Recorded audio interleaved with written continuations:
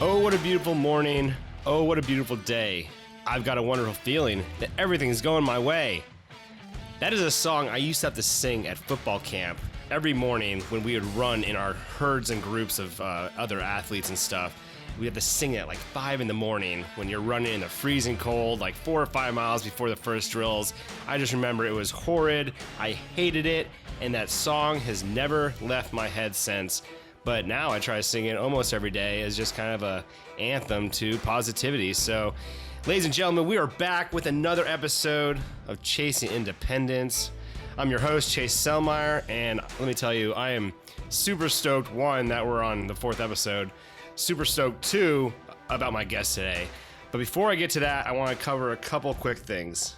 In the vein of giving back during these trying and hard times, my marketing company, Kanga Marketing, has decided to give away $15,000 to restaurants, destinations, hotels, resorts, anybody who's like severely impacted by the coronavirus. We're going to do this 3 times, so I'm giving away over $45,000 in marketing services. That could be video production, web design, photography, just creative services, and they can sign up for that at our website, kangamarketing.com.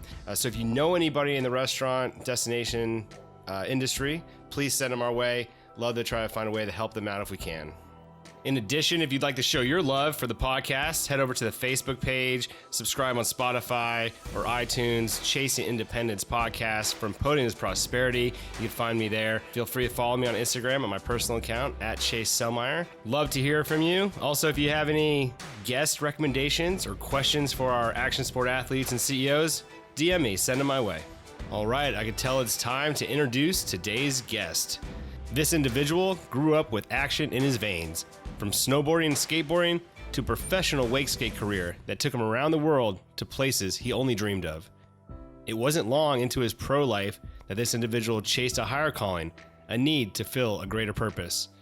Then, right as everything seemed perfect, his world was rocked with 2 near-death experiences, sending him into a profession that at one time in life terrified him.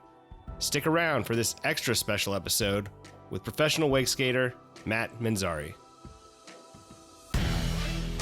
And I said, wait, Dr. Smith, am I going to die? And he said, we'll know in a few hours. And he walked out of the room. And it was like, I had kind of thought I was at that moment you're talking about where I was on the other side. And then it was all suddenly coming back of, I'm not there yet. And you kind of re-mourn and re-come to terms with the fact that you're dying possibly. And that was a really, really difficult night. All right, we are back with another episode of Chasing Independence. I'm your host, Chase Selmeyer. I'm at my house here in Florida, and we finally got a little bit of a cold front coming through the day. Haven't had that. It's been super hot and sunny. Not complaining, but it was definitely nice to get that cool weather coming through. It was a little weird, though. It's kind of cloudy. We haven't had that either. So, but this episode, I want to dedicate to our frontline workers, everybody working in the hospitals, in walk-in clinics, taking care of everybody. Our guest today is very familiar with those types of environments. Matt Manzari, what is up, buddy? What's going on, Chase? I'm excited to be on the podcast. Thanks for having me today. And you're right, it's been kind of weird. Like everyone's been in quarantine in Florida. We've had 85, 90-degree days and sun, but it's we just got this cold front. So we're inside. It's rainy. It's cold, and it's a great day to do podcasts. And Matt just made himself a nice warm cup of coffee. Any of you that know Matt, he is a coffee connoisseur, it sounds like, and we're going to get into that a little bit. But I appreciate everybody sticking through this with us as we try to do these interviews over the internet, Wi-Fi breaking it out, headphones not working. I think Matt's kids ran off with his microphone or something.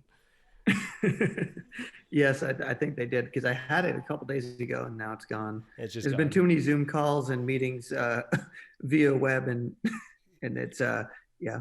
Everybody's stuck in there, and you have an office outside the house. You were telling me earlier, right? So you're typically gone too. Yeah, I have an office in downtown, just a little one that's nice to kind of escape. And I don't want my kids every time they look over be like, yeah, Daddy just works on his computer all day. So try to do that somewhere else and then. That's it. Come back and just be fun dad. How's it been for you and your wife? And you have 3 kids at home during this time. I mean, not to harp on the coronavirus, everybody's stuck at all, but I think it is. It's actually, we feel super, super blessed. Like, it's been awesome. We have the lake right here. So, as far as my kids are concerned, they're like, this is awesome. Daddy's home all the time all of a sudden. And, I'm not traveling. So we've just kind of been saying, hey, let's just enjoy what we can. And instead of worrying about the lack of work in the future and things like that, let's just take this time and lots of paddle boarding, lots of time on the boat, uh, wake surfing, fishing, and just kind of doing stuff around the house and being a family. That's cool. Yeah, for myself, I've been lucky enough to get outside paddleboard a bit. We were boating definitely before this happened. I finished Tiger King in 2 sittings. I don't know if you got around to seeing that crazy Florida show yet.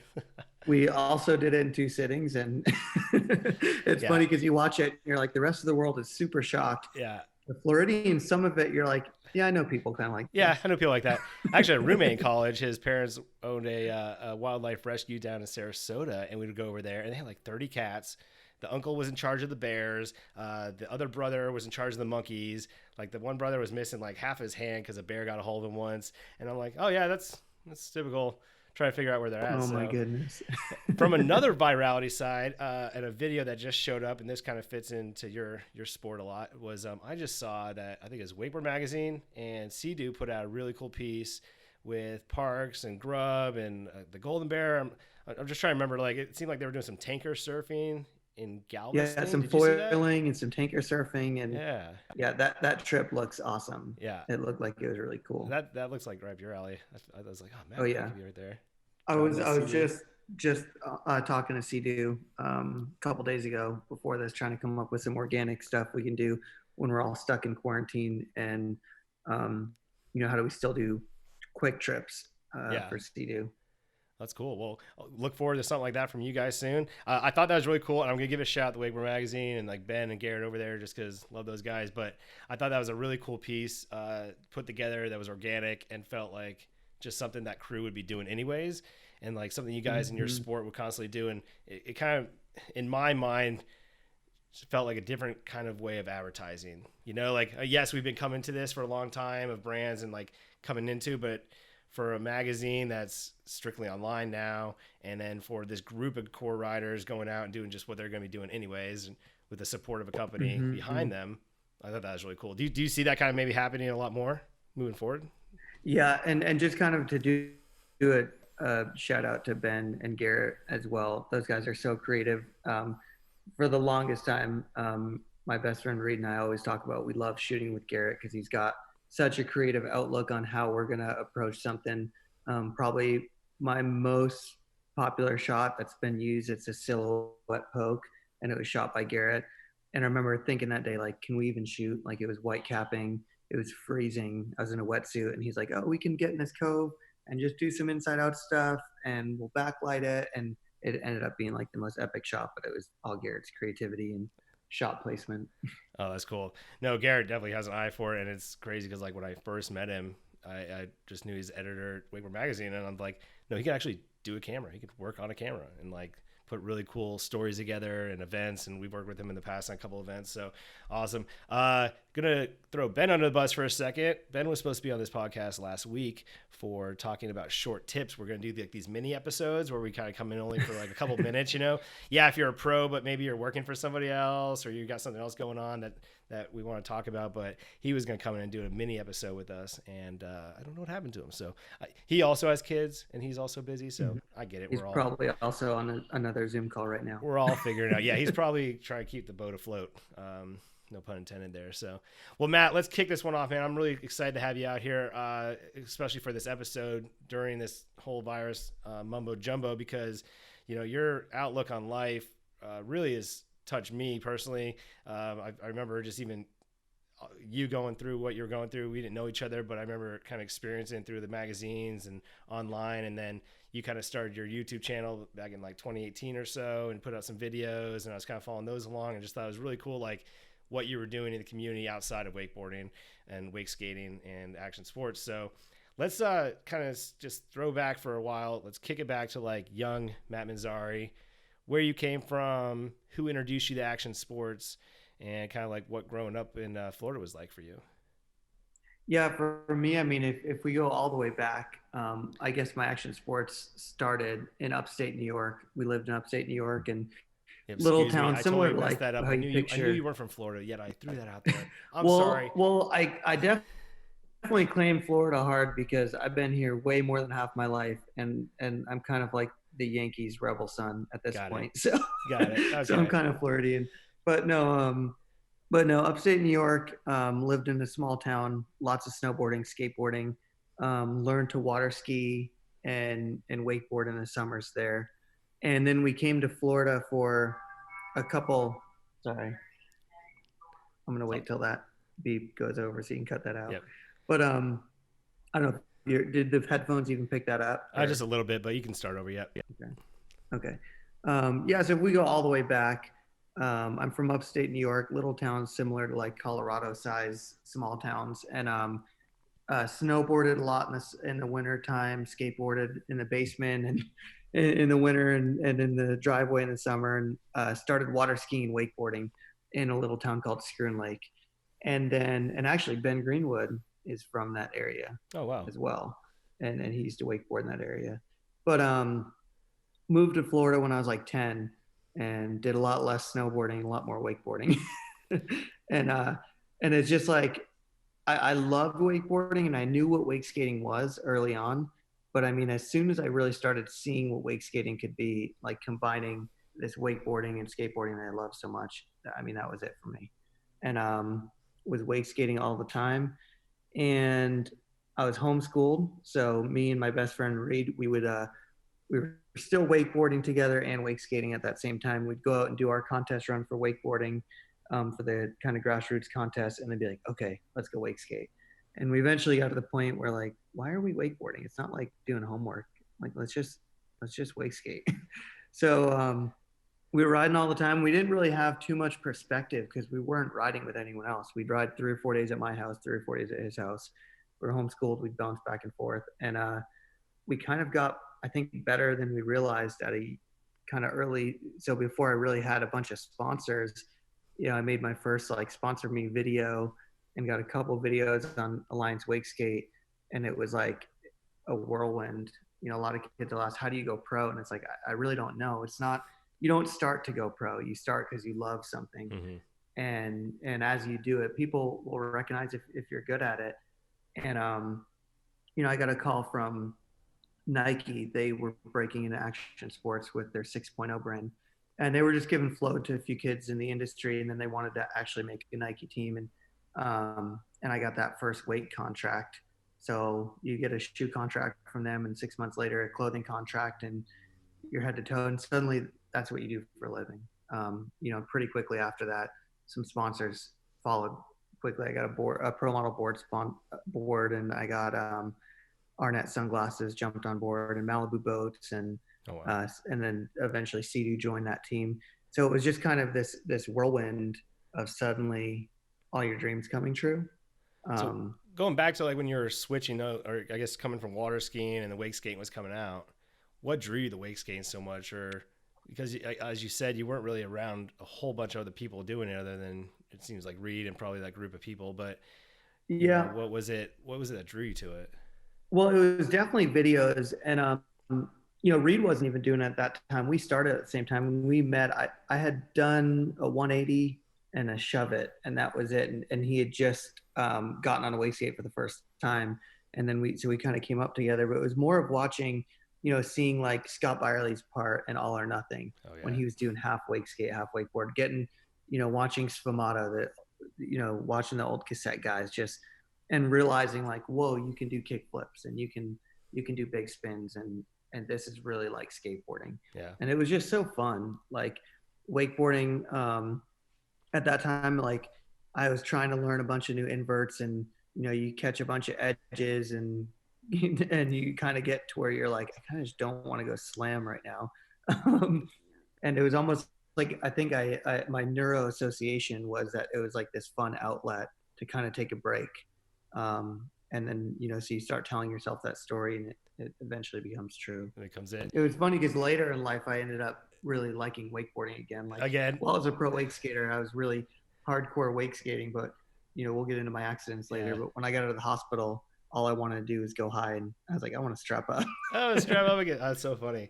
Yeah, I remember when wakeskate was coming out. It was, yeah, you're right. That those segments where Barlow was kind of splitting it up, and then everybody was trying to take grip tape and throw it on their deck or their old wakeboard. Gosh, I had that old Hyperlight foam top. The thing weighed like, it felt like 30 pounds or something.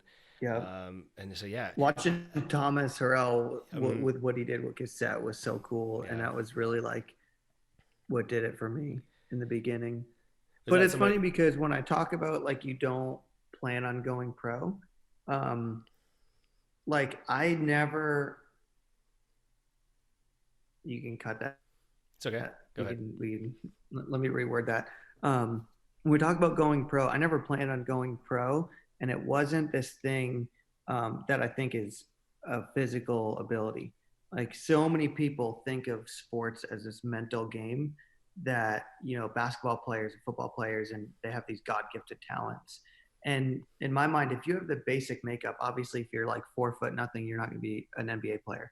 But if you have the basic makeup to make it to like a college or high school level playing, you could probably be pro, and it's all going to be your mental game that changes.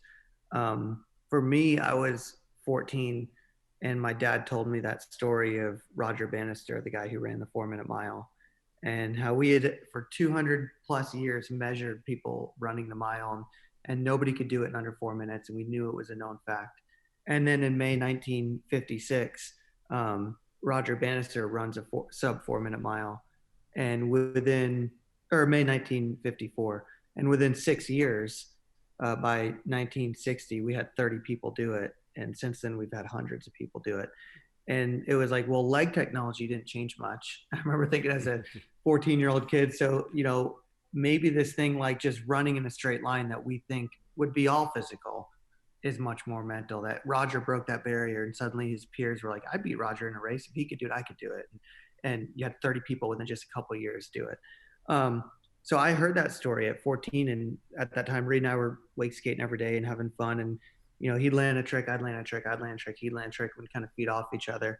And that was really after that story is when my wake skating took off, because instead of just saying, oh, I could get good at wake skating, I was like, man, I could be a creator in this sport, and I could do things that nobody's done. And it's not about my physical ability, it's about my mindset. And it sounds silly, but I would go out and I'd learn a trick on the trampoline, and I would get in the mindset, like not like, oh, tell yourself you can do it, like self-help motivation, but I actually, in the same way I'd just do a simple shove it, you just fully expect to land it. You don't get excited that you landed it. It's something you do all the time. I'd get in that mindset with a trick that I had never done or nobody else in the world had done.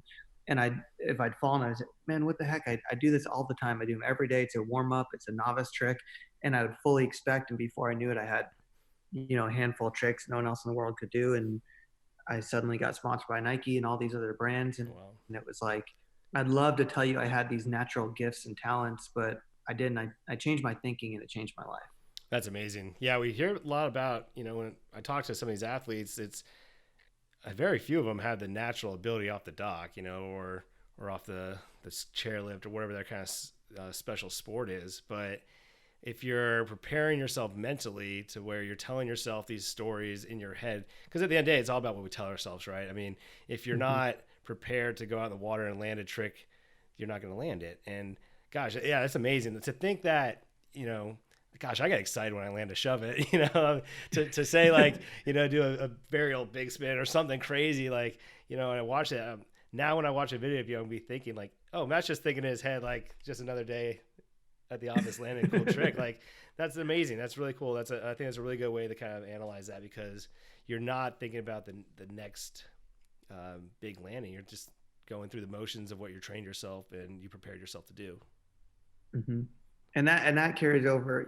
What I love about what you've told me about this podcast is that it's a kind of the bridge of action sports to the business life. And I've carried.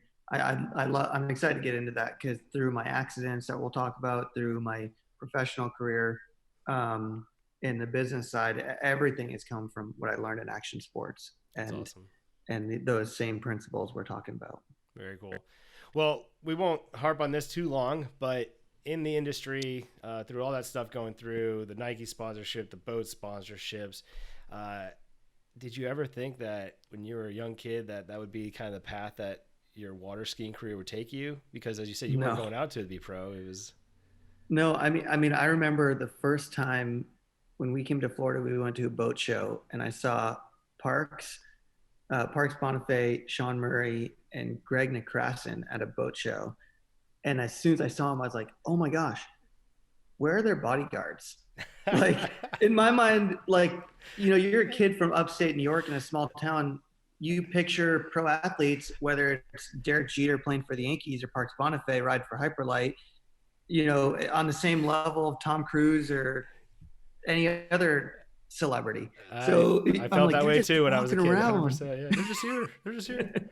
I still have friends in the East Coast that will come to Surf Expo. I'm pretty sure in their heads they're still thinking that too. They're like, well, I'm staying next to Yeah. Parks Bonifay. I mean, yeah, he's freaking awesome. So Like, yeah. yeah.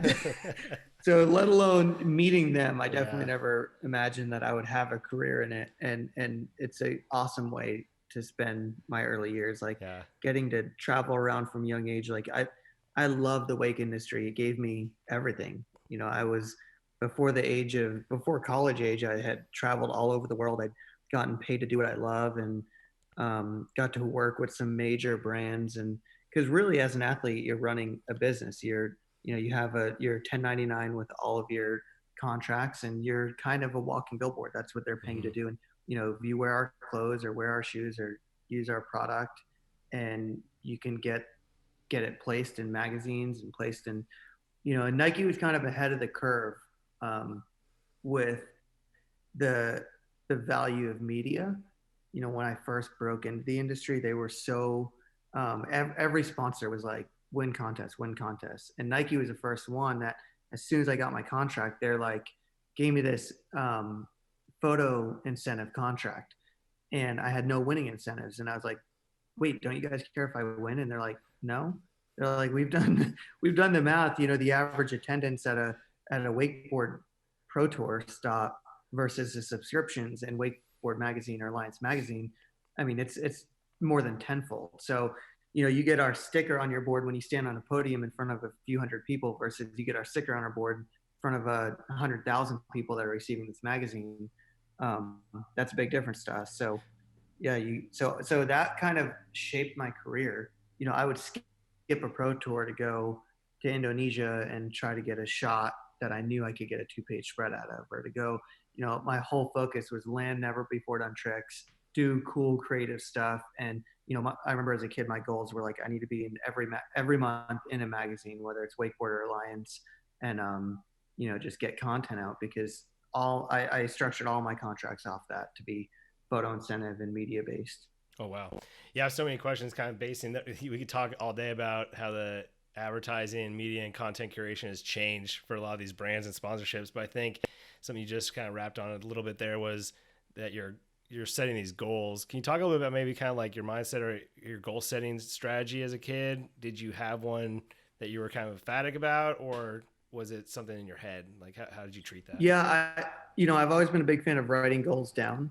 Like I actually just found some goal journals that I had, some old ones. I found one from third grade, and I read through it, and it was like, I want to land a kickflip. I want to And one pet do a dragon. 360 on my snowboard. I want to save $300, and like all these goals that at the time seemed like outrageous, never going to happen. And it's amazing how if you write down your goals and not just put them in a journal and then put that on the shelf, but put them in front of you. If you have to tape them to the wall above your bed, and then just say, what's a small step I could take towards this goal? Like if it's something, let's say like your dream car, put a picture of that car, go into the dealer and get the pamphlet and just start taking steps. And at first it might seem like, what am I doing in here? Like I can't afford this, or I can't do this.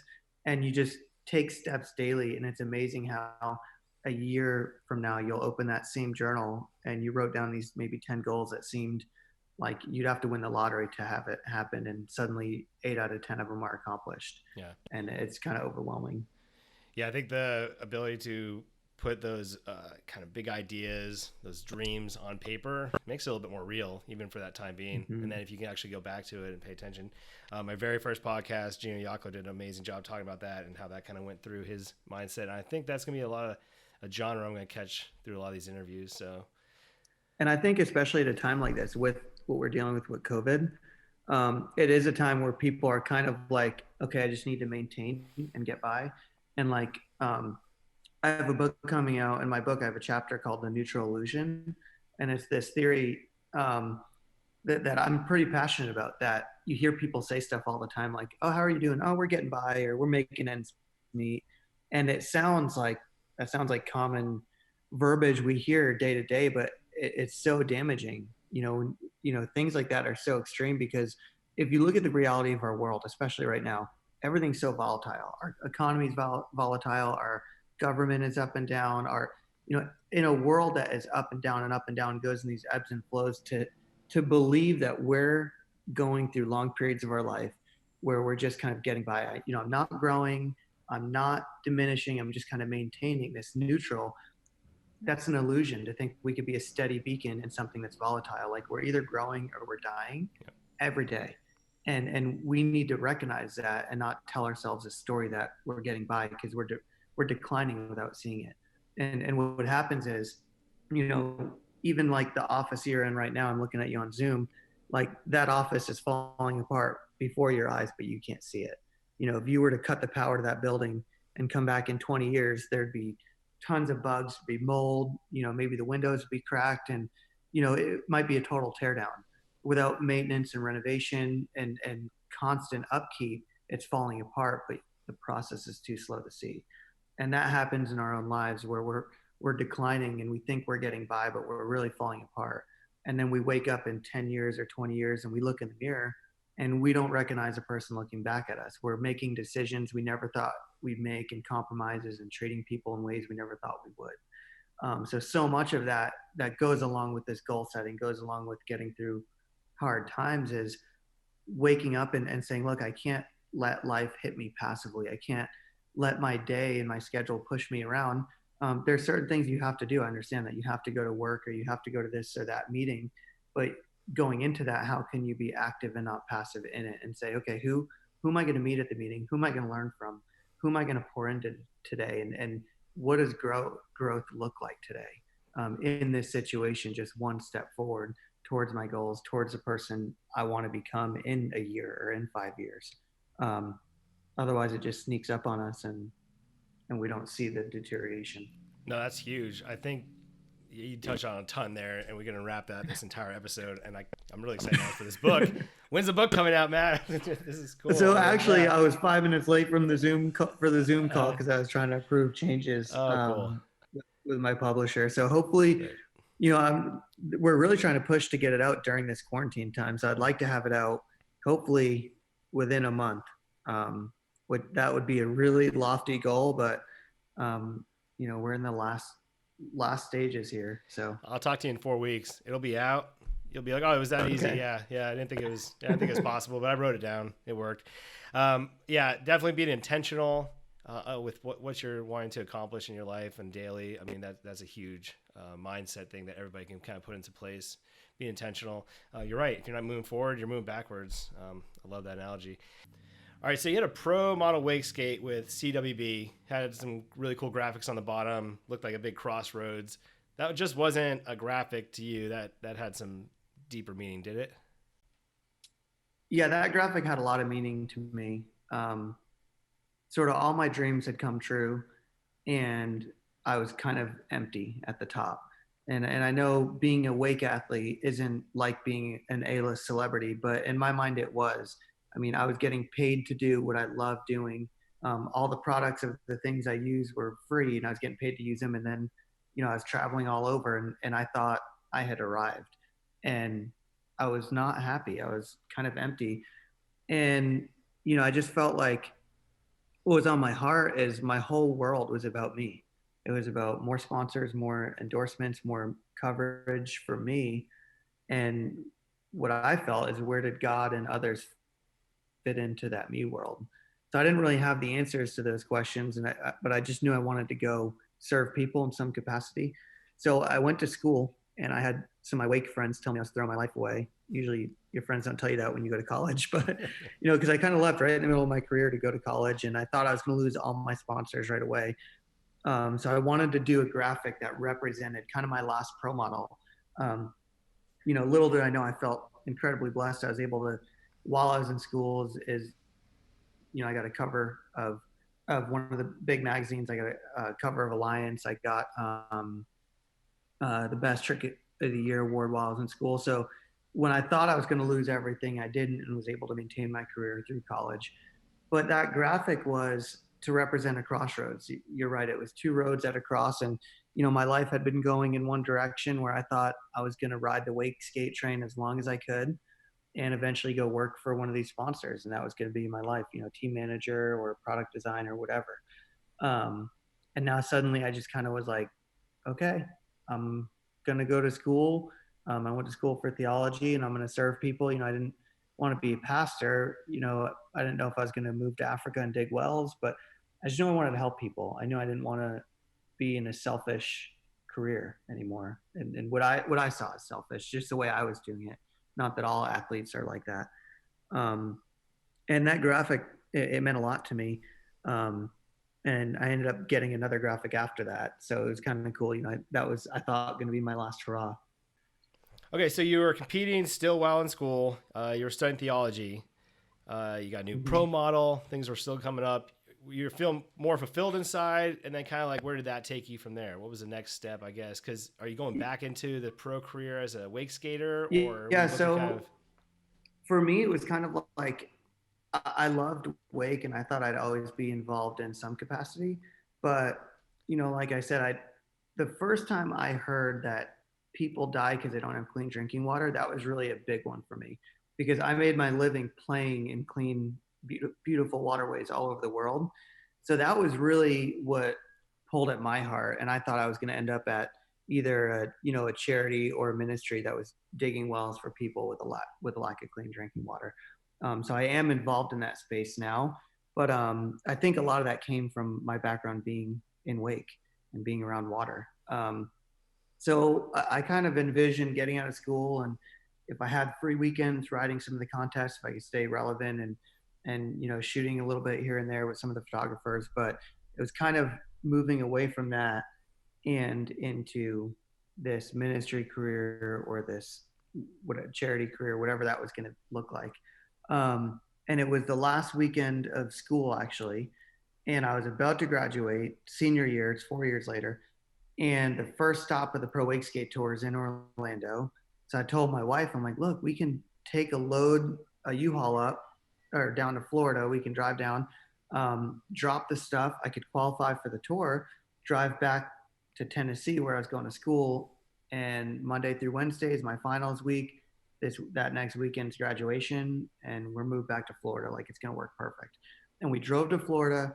I was the first rider off the dock. And it was at the projects, and the water was really, really low, and that shoreline was kind of exposed. And trying to picture this through listening on a podcast, think of the lake being like an oval with a canal at the tip of the oval. And it's a great contest lake because you can do tricks in the lake, and then you get behind the boat, and the boat goes through that canal and turns around. So none of those rollers come back through that because it's just a tight passage. Well, I'd ridden there, a million times. I knew how many tricks I could get in. And what they told me happened is, as I edged in for my last wake to wake front three, um, as I started to edge, the wake curled, and I just called to speed up and then kept edging, not realizing it ate up the space I had between the canal. And the boat driver said he knew in the air that I was going to land on the shoreline. Like, the boat was in the canal when I left, and I was coming off the wake, and he killed the throttle, and it helped a little bit. I basically hit the water, and as soon as my board hit, I just went into the rocks. Holy crap! Um, and collapsed my skull in 13 places. Got 16 screws and 3 plates to rebuild my nasal passage in my skull. Broke my hand in 5 places, dislocated my hip, and broke my tailbone. So Not the way you it was want a to return to slight, Florida, I bet. Jeez. yeah. So it was a slight hiccup from, my wife and I had just been married 2 years prior, and we were like this young couple, like us against the world. Okay, we're graduating, we're starting our life, and now I can't walk without a walker. I just lost a semester of school. our lease is up that Friday, and I'm in the hospital. We don't know how I'm going to graduate, where we're going to live, what we're going to do. Um, and it was amazing because, like you mentioned, I was studying theology, and I'd kind of had this view of God as this kind of big picture. He makes a plan for salvation that we can go to heaven one day, but there's a lot of pain and suffering and things that happen between there. And I just saw a more personal God, and I know not everybody believes, but for me, that was what helped get me through. Is I saw people and situations come into my life that it was like I didn't realize how much I relied on myself until I couldn't walk, until I couldn't do anything, and I saw people come in, and I just felt like it was God kind of saying, "Hey, I'm right here. I'm right here. I'm in the little things too." You felt he was And empowering people around you in the situations that you were put into from that point. absolutely. Yeah. And so I knew that would be the biggest challenge that I had ever faced. Like, I mean, I had 8 month recovery, and 8 months later, um, I was fully recovered physically, but like emotionally and spiritually, I was changed forever. I looked at life differently. I knew that that would be like the story that I would tell of I knew what it's like to be in a place where you didn't really see a way out of it, and then you made it through it. And so it changed my perspective on challenges. It changed my perspective on God. It changed my perspective on a lot of things. And it was actually that was a really cool, like, from a wake side kind of personal goal, is that I went to the last stop of that contest that year, of that tour, and they had 3 wildcard spots for people that hadn't qualified for the tour. So I went from the first ever person that was totally unqualified to the 6 man super final. And even though I didn't win, that was probably the most special event for me because it was also at the project's the last stop, and it kind of went full circle to go from. And it was just, to me, a testament to how I'd been restored, not by my power, but by what God had done through my healing, by what people had helped encourage me and empower me, and it was a really special contest. That's an amazing story. I bet the projects was lit up that day when you came in off the water. That's really cool. It was pretty cool. That's amazing. So that was your first hard tragedy and time you really had to spend on your back, huh? That was the Yep. yeah.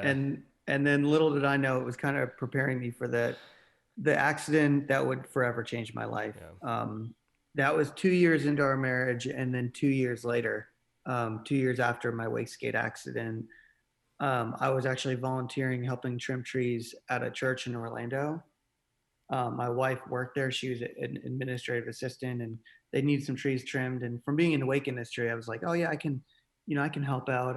We've used boom lifts for photography and, shooting wake stuff. And so I got up and I was trimming trees, and we didn't realize that linemen and tree trimmers use insulated fiberglass buckets. They don't use metal high reaches. And, I got up and I was close to high tension wires, and you're not allowed to take those things within 50 yards of high tension wires. So, Yeah, I don't know I was that. pretty far away from the line, and it arced over, and it arced over, over 15 feet. And they say once that connection's made, it's as good as if it's wired. Um, and I was electrocuted, and it was a big commercial line that powered a big 3-story building. The main three-phase 480 line that powers the whole thing. So, all of that ran. One minute I was up in the high reach bucket, and next I was waking up from the coma. I had 4th and 5th degree burns all over my upper body, and even in really small areas, 5th degree burns are almost never survivable, because you hear about 3rd degree where it burns through the skin, and then 4th is when it burns through the muscle tissue, and 5th it starts burning the bone. Oh my God. And when you get to 5th degree, it turns all the muscles in between that bone and the skin into basically toxic sponges, toxic filters for your blood. So as your blood goes through, it starts filling your kidneys and heart with poison, basically, and it starts shutting it down. So I had 4th and 5th degree burns all over my upper body. So they were really honest with my family right away. They're like, if Matt somehow can make it through the coma, which he has, less than 1% chance of waking up. For one, he is a vegetable. All the electricity exited the top of my head. You can see this scar here, and then one in the back.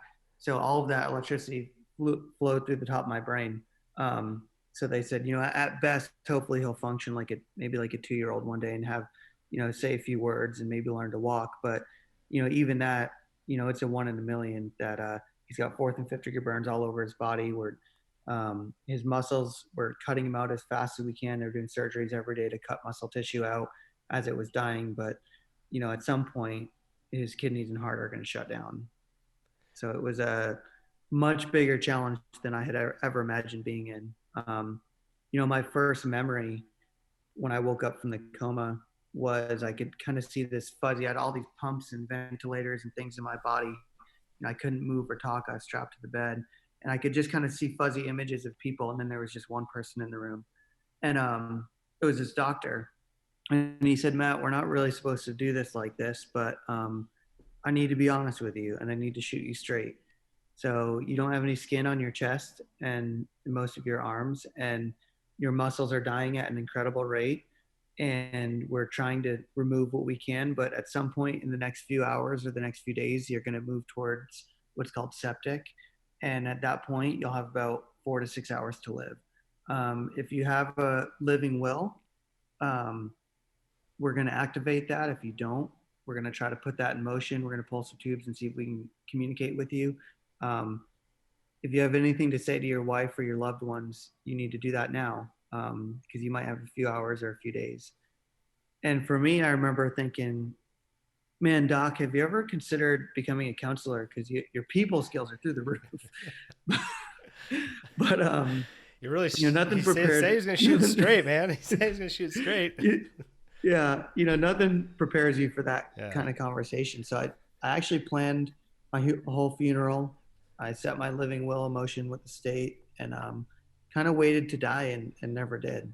Wow. But that changes you. Gosh, that's heavy, man. I do remember the news, and that was a hard time for wakeboarding too, because that wasn't far off from when B-Rad hurt himself too, right? I mean, that was around the same time. So yeah, he was. It was within a week. Yeah. I was electrocuted, and then Brad had his accident that next week. And because there was actually Paul O'Brien said he went to visit Brad in the hospital, and he said, Brad was all loopy, just come out of a surgery, and he said, "Paul, you got to get me out of here. They're gonna do to me what they did to Matt Manzari. The wake skaters electrocuted him." The wake skaters electrocuted him. Nobody's gonna get you, Brad. But no. It's amazing. My wife's got journals full of crazy stuff I said, and things like that. The way your mind functions when you first wake up from anesthesia. I know y'all can't see Matt. Head over to the YouTube channel. I'll probably put the screen recording up there. But he tried to show me a scar on his head, and it's hard looking through that beautiful full head of hair he's got right now. He looks great. You look great, man. Yeah, my bigger scars are, if you're watching, my bigger scars are all over my arms. The arms, if you look chest. At my chest, it's this is all. I don't have. I don't know if you can hear that, but I don't have, anything. This is, if you were able to touch this, it's just rib cage and a thin layer of skin down here. Yeah. And my pectoral majors have been removed completely. My most of my upper arm muscle has been removed. You can kind of see the way the shape is there. And, I've got some interesting stuff going on. I fused this wrist. This wrist can't bend at all. And I still see you. My fingers move. You're still out there active, though. I mean, I'm sure that was a long time getting through, obviously, the recovery program and process of that, and just the kind of mental capacity to get through that, and the people in your life had to be there all the time.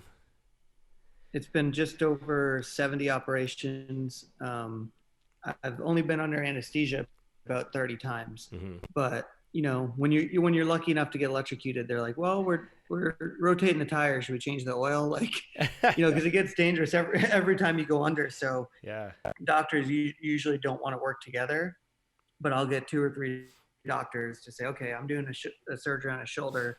I'll come in after you. We'll leave him under. I'll do something on his neck, and I'll release his elbow here.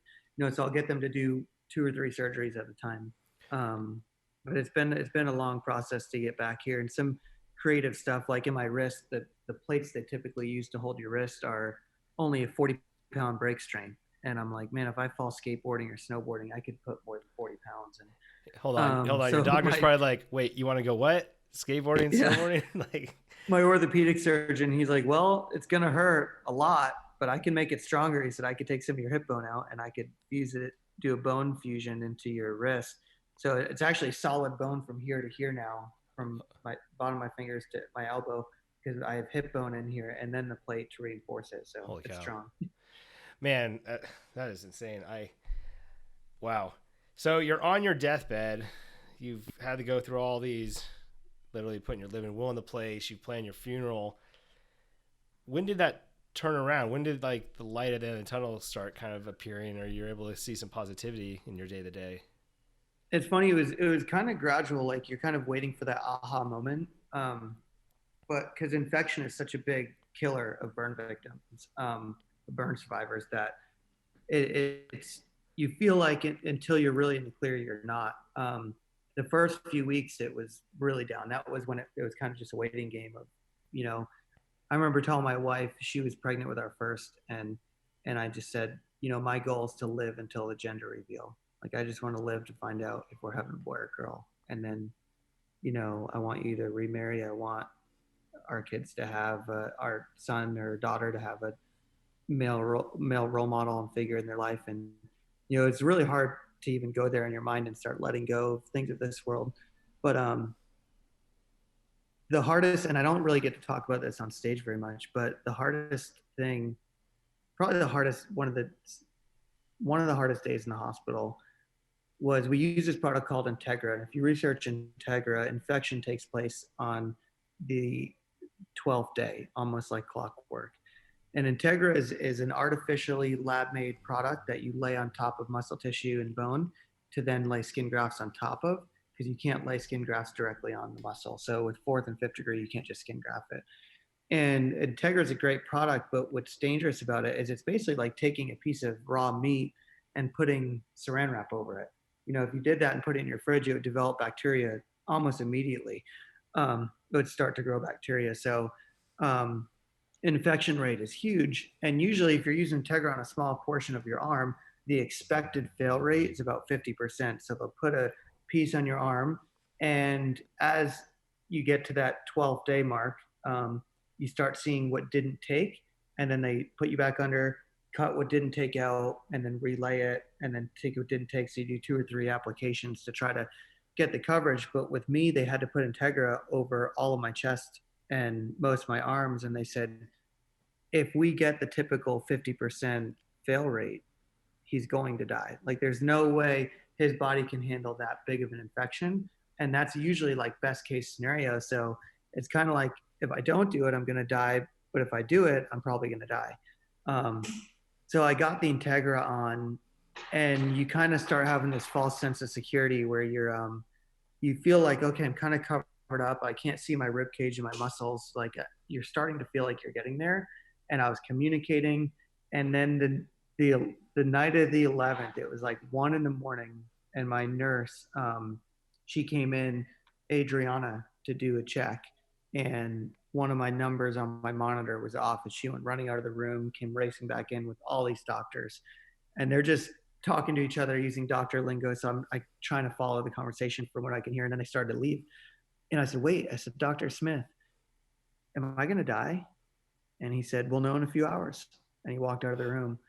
And it was like I had kind of thought I was at that moment you're talking about, where I was on the other side. And then it was all suddenly coming back of, I'm not there yet. And you kind of re-mourn and come to terms with the fact that you're dying possibly. And that was a really, really difficult night.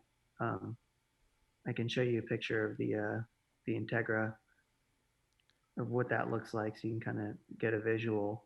So the Integra, when they lay it down, you can see how it's kind of shiny here. Uh-huh. So the only place we It didn't does put look it like saran is on wrap. my, yeah, we didn't put it on my sternum. This black is actually burnt bone that we Okay. hadn't cut out yet. So kind of like Iron Man looking thing, but everything else there is Integra. And then that was kind of when I was in the coma and things were looking really bad. I had wound vacs on, and you can see how Ooh. small my head was. Yeah. And then this was after the Integra, when they were finally able to lay skin grafts. And these are strips they pulled off my legs. And man, that hurts. I was gonna say, yeah, You you wake don't up and your legs are skinned. well, you don't have enough skin period really to even get enough grafts because you burn so much of your body. Yeah. Yeah, this was my legs. It looks like I have shorts on, Oh, it but it's does. just No, lack of skin. look like some high socks, but there's no skin. Yeah. Oh Yeah. Lord. All right, if you guys want to see some graphic pics, head over to the YouTube channel and check out this interview. Uh, again, we've seen these last few years since the accident happened, and Matt, I mean, you're in a different place now. Like, I don't think you had to go through these horrific accidents, these tragic accidents for you to be here. But from the time you had the crossroads as a professional wake skater to wanting to serve others and just not yourself. So what are you doing now? Like, you've kind of come through this So horrible recovery. Your family's, obviously a huge part of this, the people you're around. But what are you doing? yeah, so today I have a company called Beyond the Burn, and I do inspirational speaking for churches, leadership events, corporations, youth groups, lots of different things. And it's funny because I never wanted to be a speaker. Like I had to take preaching classes in college, and I told all my friends the last message or thing I ever do on stage will be in my last preaching class. And now I'm a public speaker for a living. So, your life sometimes You weren't that in the continues to yearbook, take, most likely to yeah, speak in front of yeah, thousands it of people. continues to take changes. I mean, Yeah. back in the day, if I would have gotten the podium and had to say thank you or to my sponsors, my heart's beating a million. I hate public speaking. But I got out of the hospital, and it was kind of like a lot of people wanted to hear that story. And there was a church in town, and my buddy Justin said, "Hey, come just share. I'm doing a message on perseverance, and just do like a 10-minute interview with me at the end of the message." And that led to a youth group in town, and a corporate event and a leadership event. And before I knew it, I had 40 events that next year. And I was like, well, I guess this is what I do now. I need to start a company and I need to start charging. Um, but it's been amazing because even though I don't love being on stage, the more I do it, the more you start to learn to connect with an audience, and you can read their emotions, and you can see how personal it is. And broken people gravitate towards broken people. So my favorite part of speaking is when I take the microphone off and I go to the lobby, or I go step down off the stage and encourage people, come on up, any questions, or I'd love to hear your story. And you have people walk up, and it's heavy, but you'll have women walk up and say, I never told anyone this, but I was sexually abused, or I never told anyone this, but I got back from Afghanistan, an army guy, and you know I haven't been able to cope with this. And you see people take a step towards healing because you're sharing a personal broken story, and you're being vulnerable, and they feel like they can be vulnerable too.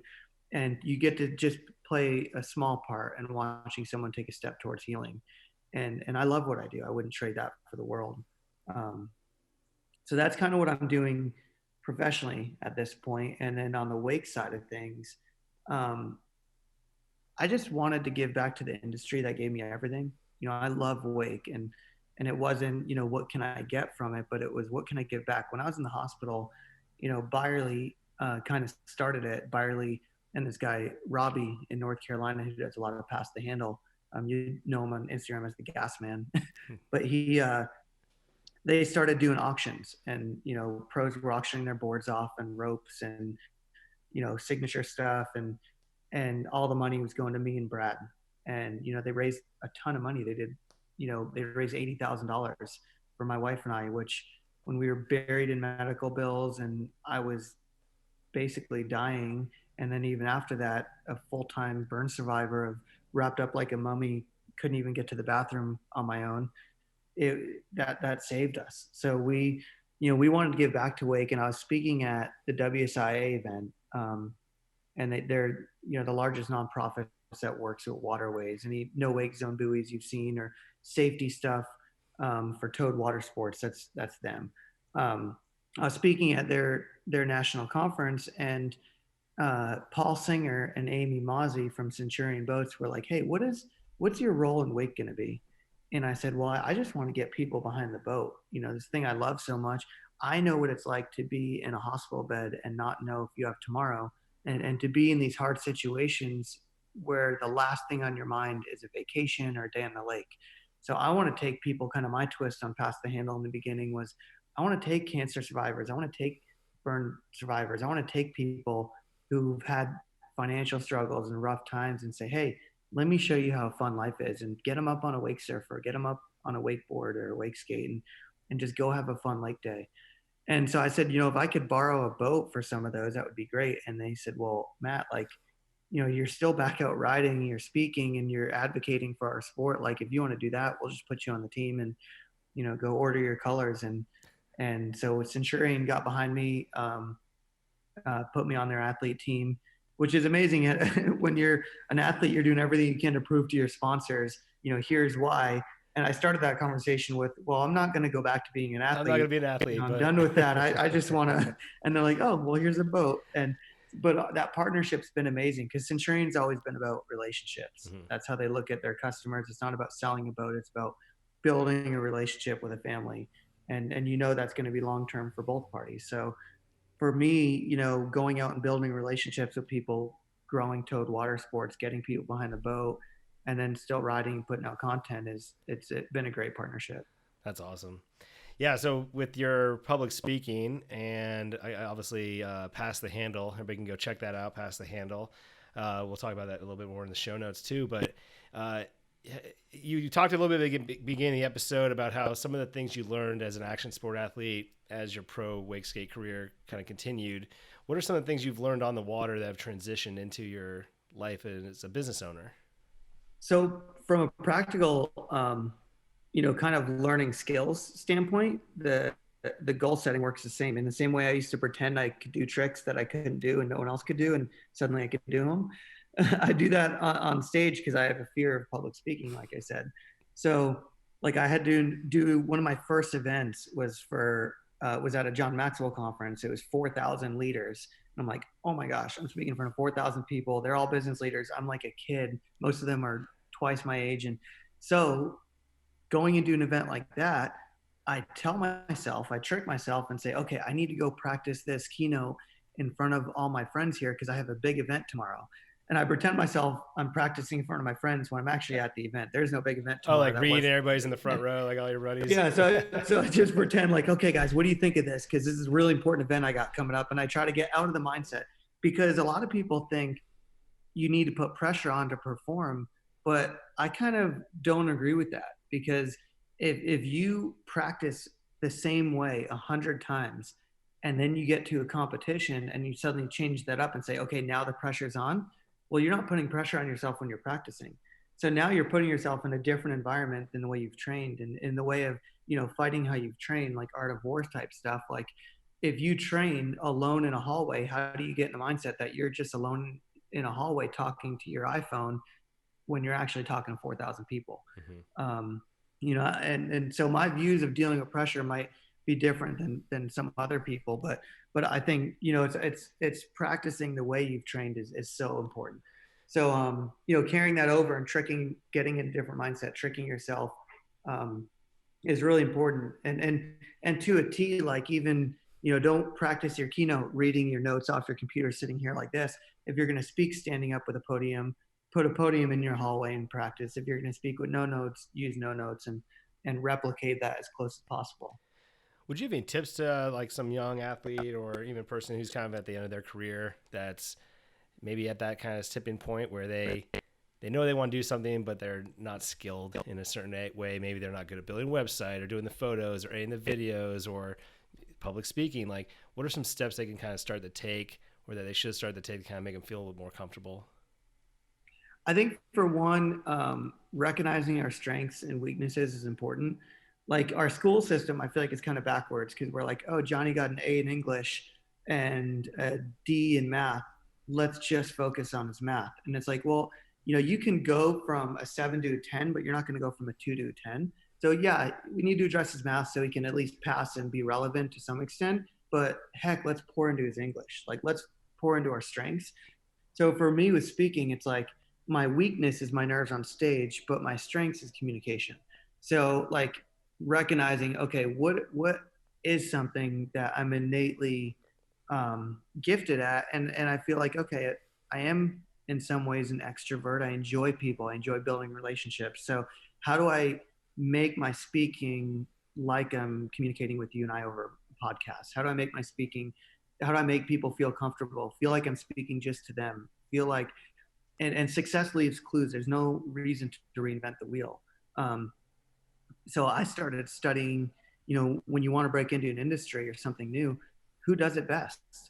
There's a lot of people with great stories out there, and there's some people that might share in an interview on a podcast and share their story one time, and you're like, wow, that's incredible.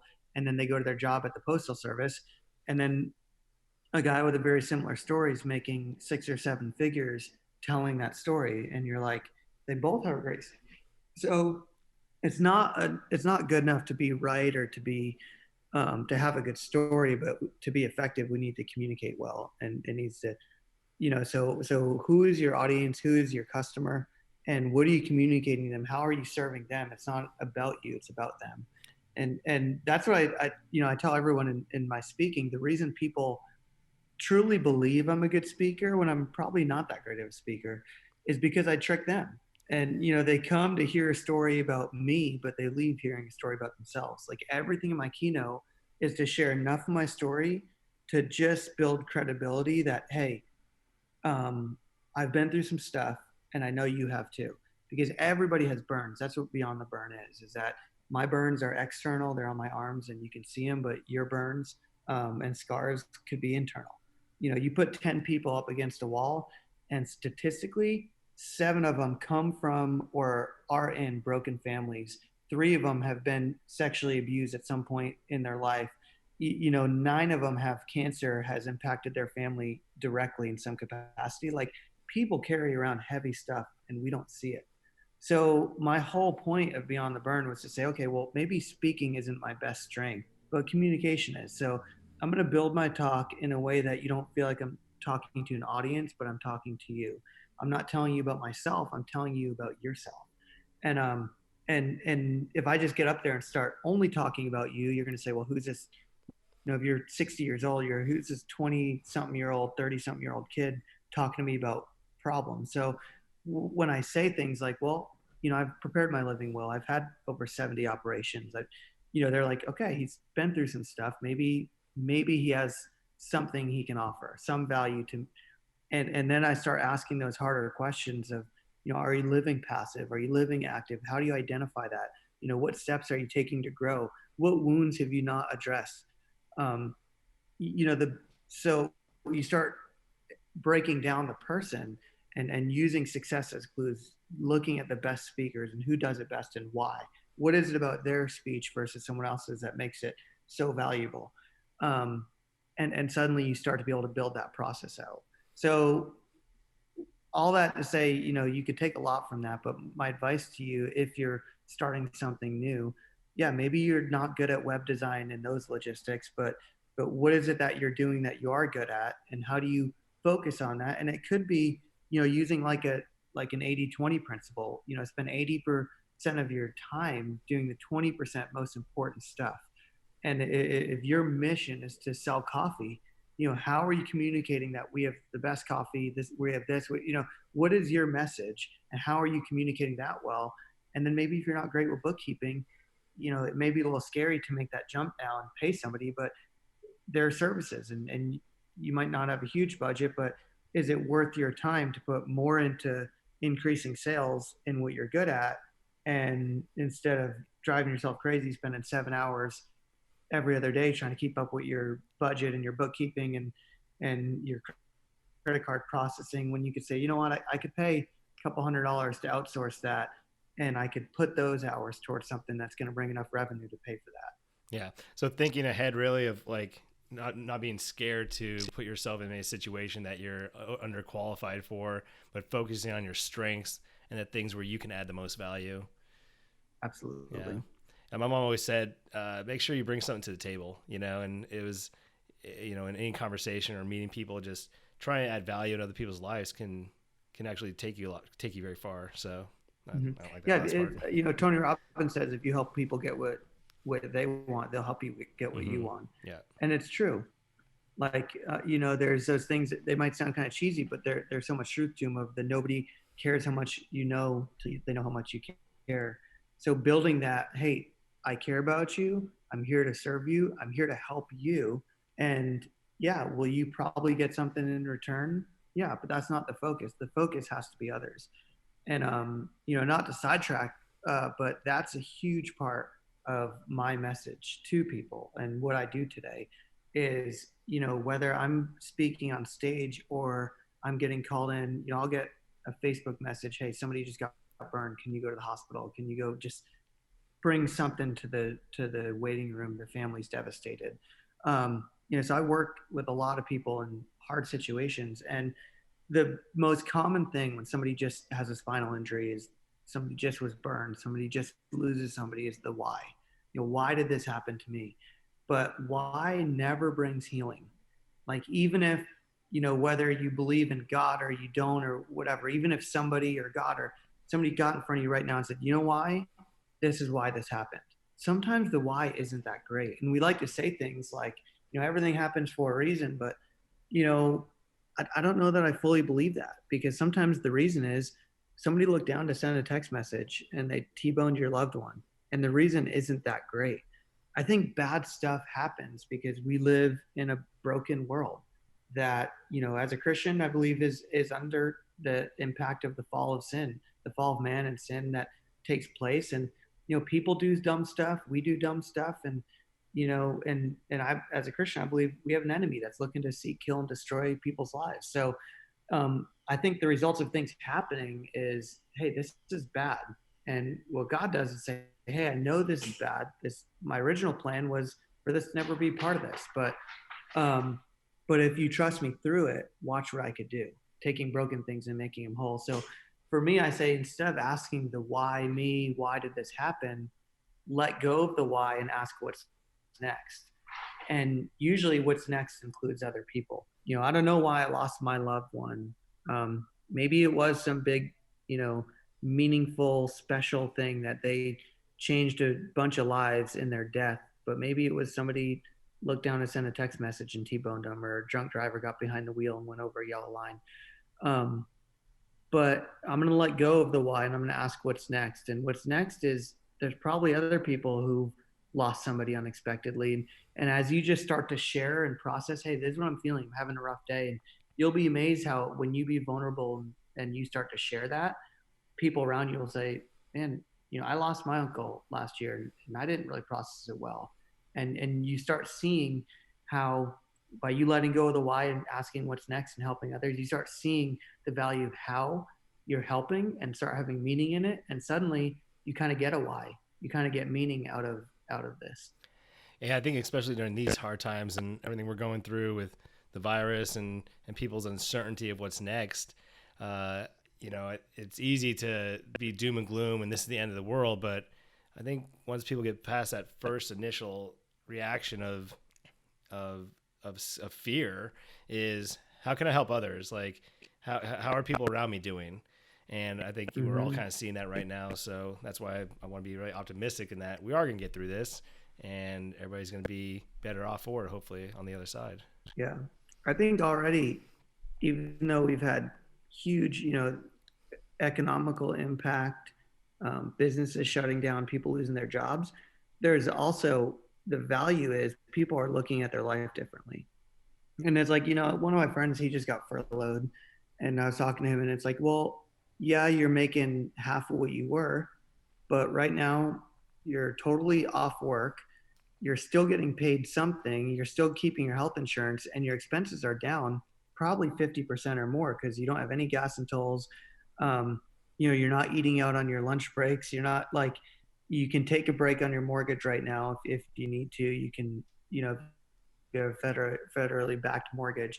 So it's like your expenses are way down, and you're so really everything kind of went proportionally down, and you're looking at life differently. You're spending time with your family and your loved ones that you never have. You're looking at the things you do and saying, is that really important? I think we as Americans are really good at being busy, but being busy isn't being productive. Mm-hmm. And just because we do a lot of things, are we being effective or being productive? And we're starting to look at productivity differently during this time, and how am I using my time, and how am I using um, the relationships I have. And I've looked at that through my accidents. My view of life is, maybe it's a little morbid, but I've almost died twice. I was gonna say, And this is a cakewalk. Not it is, but your ability to probably look at this and say, oh yeah, no, I got the deathbed twice. I'm gonna get through this with my yeah. family and everything. So. Yeah. So before my accidents, I looked at life, I was super, super busy. I was always working, always doing stuff. And I felt like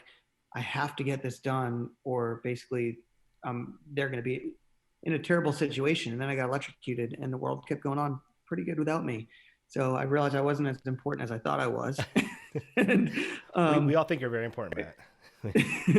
And then, maybe there was, I didn't want to work so hard to try to give my kids this life that they don't even get to know their dad.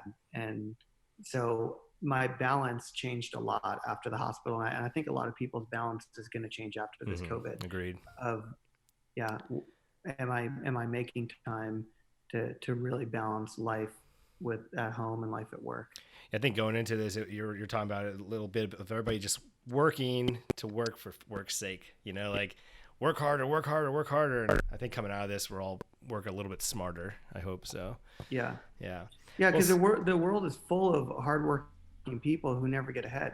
Some of my hardest working friends with the best work ethic have not a lot to show for it. They're way underpaid, way underappreciated. They're working, labor jobs that don't have benefits for them. And, it's not, we have to work hard, but it's not just about working hard for the sake of working hard. Yep. It is, like you're saying, working smarter. And am I using my time as wise as possible to be effective? That's awesome. We talked a little bit about on this, and I kind of want to wrap it into maybe where you're going next. Like the next thing that's going to happen. Obviously, we got Beyond the Burn rocking. You've got speaking schedule, but you were telling me a little bit earlier you're taking not time off, but you're trying to squeeze something else in there. You got another business plan, a passion. What are you working on? Yeah, I've always kind of like one of my bucket lists, if you want to call it that, things has been to have a small coffee shop, and that's how it started. I've always loved coffee. I love people, so I love the idea of that third place, a community between home and work. But then that kind of grew to kind of, I wanted to do like the Tom's Shoes of coffee.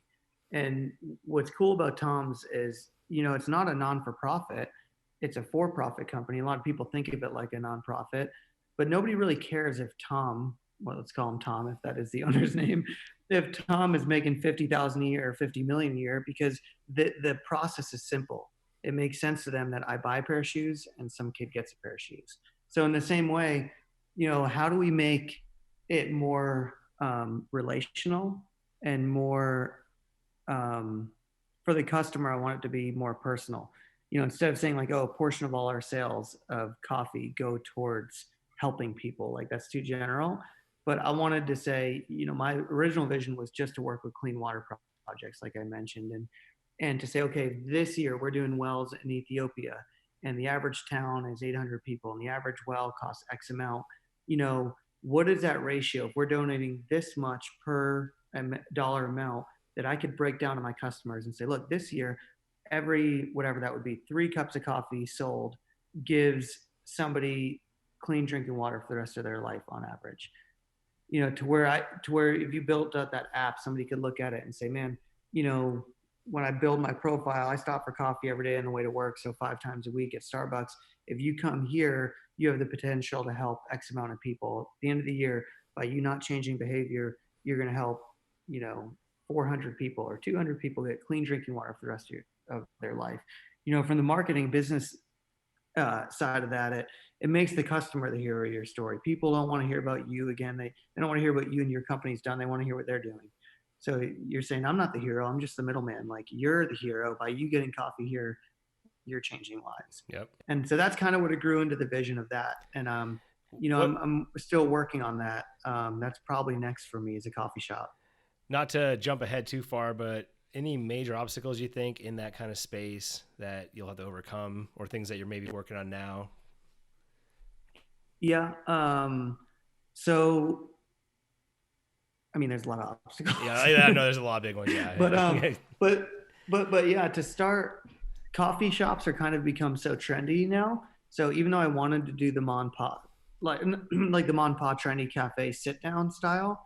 Um, the more research I do, I don't think that's the most profitable model in this time in our life. You know, we have the market kind of flooded. Starbucks brought in that to our country kind of, and then since then, in the last like 20 years, we have these cafes, and especially the last 5 years, that are just popping up. There's trendy coffee shops in every city now. And when I started to look at the numbers, it's like you walk into a Starbucks and you've got 8 or 12 people working. You have the overhead of a full, maybe a quarter acre out parcel on your rent and your build out and how much space is under air. But you're really not selling much more coffee to the people inside. A lot of people will go and they'll sit down and get a latte and then sit down for 3 or 4 hours and study. But that drive through is just going. And I know for us in Claremont, we have Starbucks, which is our only coffee drive-through we have. We have a few walk-in shops, but if you go by at 8 a.m., that line is wrapped around the building. The takeout line of people ordering on the app and then running in, I mean, that tray has 20 drinks on it at all times. It's like, it's impossible to get quick coffee. So I want to do a small, almost like a food truck size, double window drive through. And you see those all over like Portland and Seattle, and they're out west. They haven't really come to the East Coast too much. Um, but really super efficient. I want it to be, you know, I want somebody to know if I pull in and there's 3 cars on each side of that, that I'm still getting coffee in a couple minutes and I'm out of here. And kind of my focus is high quality, high speed, and with a mission. And those are kind of like the breakdown of what I want to do. The big challenge here in Florida is we don't have places like that. The closest thing we have is like a Twisty Tree ice cream. But even what they've been mostly forced to do is get a full out parcel. And that, you know, I'm not building an Olive Garden or a Red Lobster. I don't need a quarter acre. So trying to get these people to agree to give you just a portion of their parking lot has been a little bit difficult. I mean, can't we build like a wake skate paradise mixed with a coffee drive-through Yeah. and like a church thing, like Battle Falls meets a coffee shop meets like your awesome church, something like that. Oh, that's really cool. So the other way I've been thinking through, which is a little bit of an obstacle because it's in you know, there's some different challenges working in hospitals, but like I said, I love hospitals. And so building it out in hospitals is another option I've thought of is, you know, you have families and waiting rooms. You have a lot of hospitals have cafeterias that are open till like 9 o'clock. And then the families that are stuck overnight just have vending machines. So if you could build 24-hour cafes in hospitals, that it's kind of a way to love on those people, to love on the nursing staff. And you know, the night shift people, I have a real passion for medical workers and them feeling appreciated because they do so much. And a lot of patients are not good at being patients. They basically get in that position. They're like, okay, I'm here, fix me. And they feel entitled and they, you know, they'll get angry if they're in pain. And it's like, look, it's not the nurse's fault you're here. She's trying to help you. And, you know, so the way we pour into those people, the way we appreciate those people, I love the idea of doing a cafe in a hospital. So I've been in some talks with some hospitals here in Florida about doing that. That's awesome.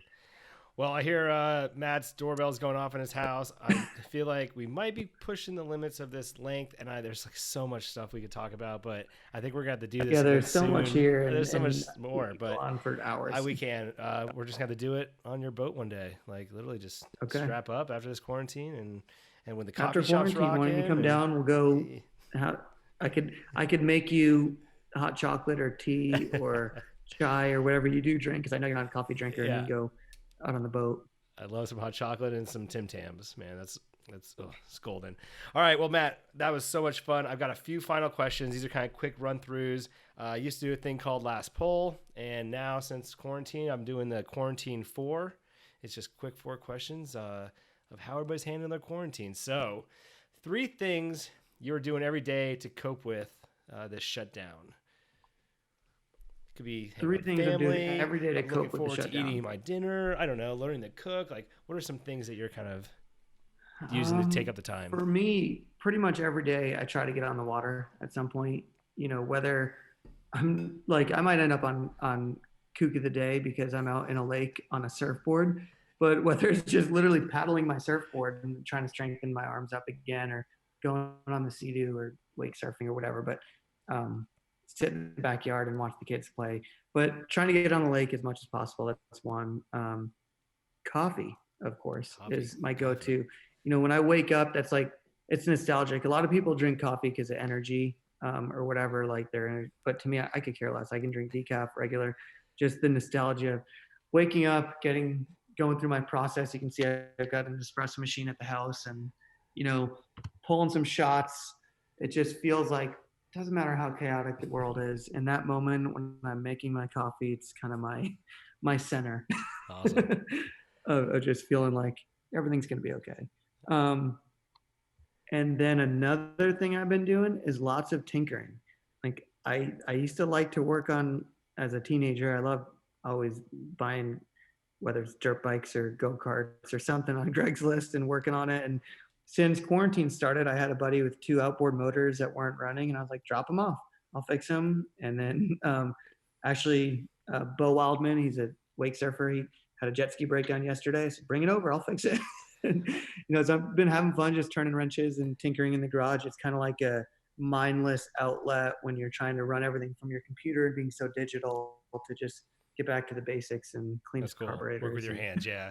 No, I spent like way too much time the other day messing around with my lawnmower, trying to get the yard fixed, just because it felt good to be outside and doing something off the computer. You're right.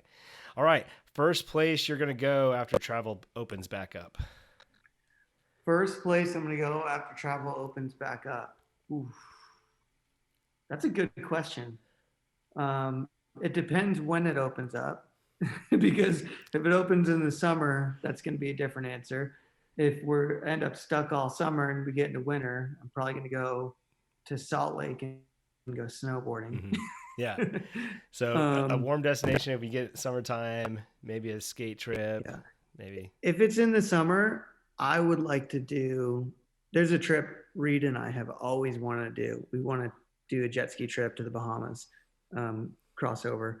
So we were kind of planning that when all this started. So I still want to do that trip, take some sea-doos across, and just spend a few days freediving, spearfishing, wake skating.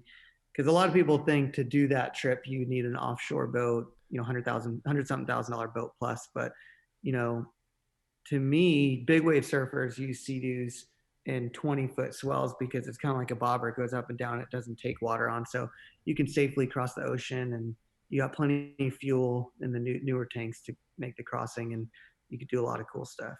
Do you have a name for that trip yet? Have you guys tagged it? We don't anything? have a name for it. All right, I'm just saying, Wakeboard Magazine Alliance, somebody pick that up. Sea-Doo, hello. We're gonna see it. We're gonna do it. We're gonna see it. Oh, that's cool. All right. After this is all over, are you going back to hugs and handshakes, or are you gonna keep your social distance? For sure, hugs. Like, I'm definitely a hugger, and I've caught myself a couple times during this where it's so weird, like being like, "Oh, what's up, you?" and just guy. like waving to people, yeah. And it's weird. So, that's yeah, cool. Definitely hugs. All right, and we've touched on this a little bit, but how do you think we're gonna come out of this? Will we be better or for worse? I think it's going to be different. I think there's going to be things that are better and things that are worse. I don't know if people understand what $1 trillion really is. They're like, "Oh, it's sick, I'm getting a stimulus check," and it's like, I broke it down for my buddy the other day because people use million and billion interchangeably. I've heard people say, "Oh, he's like a millionaire. Oh, he's a billionaire." It's like, whoa, let me break it down. My son is one. Hardy's one. So if you were to give Hardy $1 million and he lived till his just over his 80th birthday, he'd have about 30,000 days in his life. If you give him $1 million and said, give him a little bit of money each day for the rest of his life for 80 years, he would have $33 a day that he could spend for 81-ish years. If you gave him $1 billion, he could spend 33,000 a day for 80 years. If you gave him $1 trillion, he could spend $33 million a day for 80 years. Wow. So we printed 6 of those and we gave America 2 of them in the stimulus. And so, yes, as exciting as it is to get a couple $1,000s in your bank account, we just depreciated the dollar tremendously, and we just put our grandkids in debt. So we'll see. We won't I think it looks different. I think it looks different, not to go totally morbid, but I think we need to start looking at our economy different, looking at the way we invest, looking at the way we save, looking at what we spend differently. But on the plus side, I think we look at our relationships differently. And so there's going to be pluses and minuses, and life's going to go on, and I think we're going to come out fine.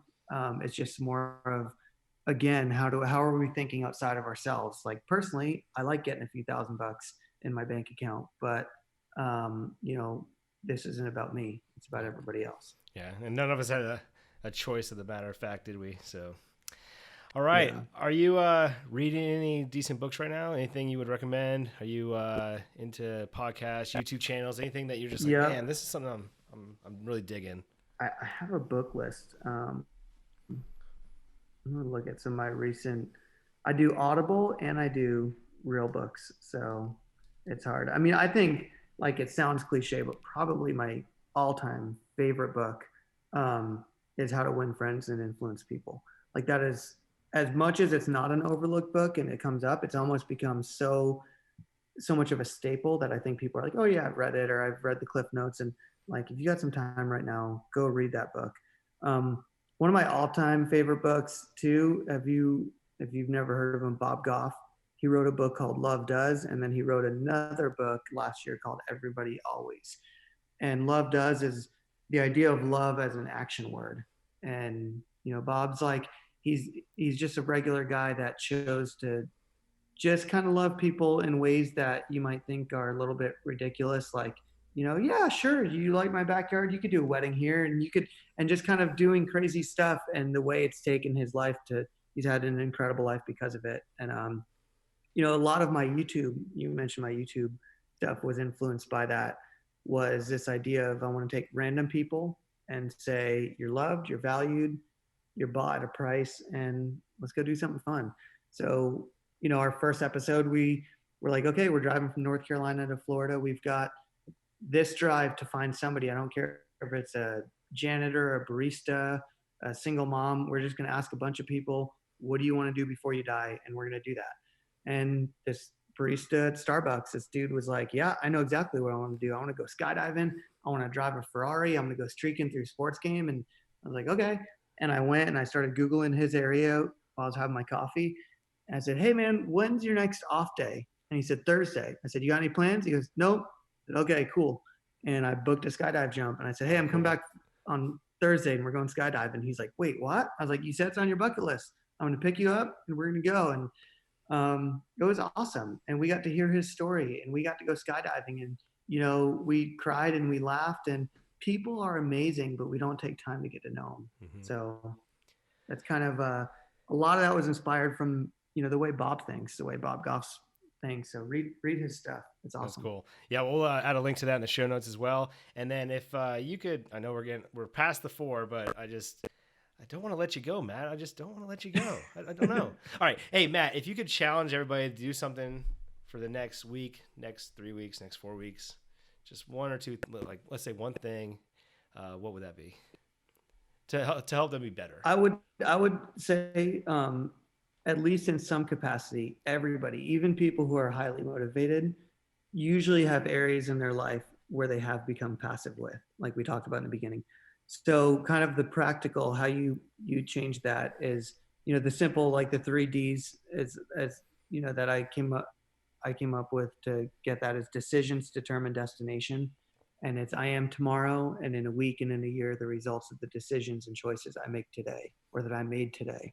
So I understand there's some things that are out of your control. Maybe you lost your job. Maybe, you know, you can't just go to work and do the same things you used to do, but be creative.